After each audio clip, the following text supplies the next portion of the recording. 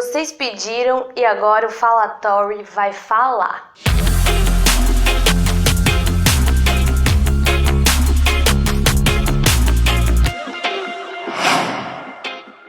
Guerra dos Sexos teve sua estreia no dia 6 de junho de 1983 pela Rede Globo e tinha como protagonistas os dois primos que foram namorados na juventude, mas a vida e as diferenças os fizeram se separar.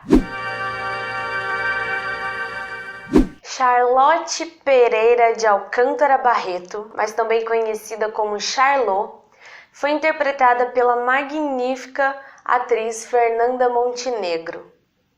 Charlot é uma mulher moderna, jovial, ativa, exigente, feminista e sempre foi dona de si. Sempre fez o que quis, onde quis, com quem quis e nunca se prendeu aos estereótipos da mulher de esposa e mãe, mesmo tendo um filho adotivo, o Felipe. Já Otávio de Alcântara Rodrigues e Silva, vivido pelo ator Paulo Altran, é o típico rico, snob, machista que nunca superou o fracassado relacionamento com a prima na juventude e também nunca se casou. Depois de muito tempo, os dois se reencontram quando o tio deles, o tio Henrico, morre e deixa uma grande fortuna dividida igualmente entre os dois. Mas com uma condição: eles têm que morar debaixo do mesmo teto, na mesma casa que era do tio, e juntos administrar a cadeia de lojas da família, denominadas Charlots.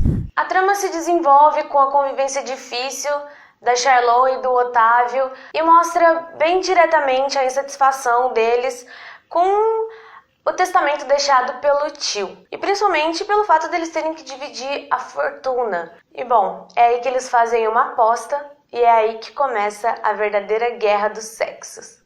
Durante 100 dias, as mulheres administrarão as lojas Charlot e, mediante a um aumento significativo dos lucros que a própria Charlot garante em conquistar, ela fica com a metade da fortuna destinada ao Otávio. Bom, mas se isso não acontecer, é Otávio quem fica com a metade da fortuna de Charlot. Ao desenvolver uma história que se tratava de uma briga entre homens e mulheres e da luta feminina constante para encontrar um lugar nessa sociedade machista e misógina, o autor Silvio de Abreu tomou o lado que na ocasião, na época, era o mais fraco, que era o das mulheres, e compôs uma lista de personagens femininas fortes, empoderadas e que eram muito conscientes de seus ideais e princípios e que lutavam constantemente contra os ideais machistas, os ideais dos homens que tentavam a todo custo impedir os seus desejos e anseios, que eram boicotados pura e simplesmente porque elas eram mulheres. A importância dessa imagem empoderada que a personagem Charlot trouxe para as telinhas é exatamente o fato dela estar à frente de uma rede de centenas de lojas. Isso faz com que as mulheres daquela época olhassem para ela e se imaginassem naquela posição. Mesmo as mulheres que trabalhavam em casa ou as que trabalhavam fora, elas viam que elas podiam se desprender dessas cadeias impostas pelos homens, de que elas tinham que ser mãe, esposa e dona de casa, mas também que elas podiam ser donas de uma rede de lojas, que elas podiam estar à liderança de uma empresa, de uma multinacional, de qualquer coisa que elas quisessem. Essa é a verdadeira importância da Charlot e é o que ela significou naquela época.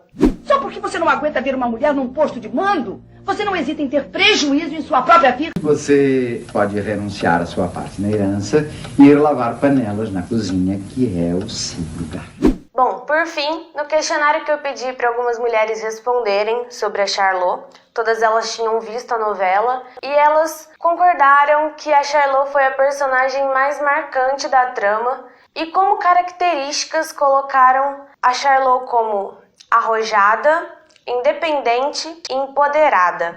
E quando perguntadas se a Charlot tinha de alguma maneira influenciado essas telespectadoras no empoderamento e libertação da mulher, a pesquisa teve 58,8% de respostas sim, como vocês podem ver aí no gráfico. No próximo vídeo, representando a década de 90, eu vou trazer para vocês Tieta. Vou contar um pouco dessa retada cabra e mostrar como ela, de algum jeitinho, influenciou a libertação da mulher na década de 1990.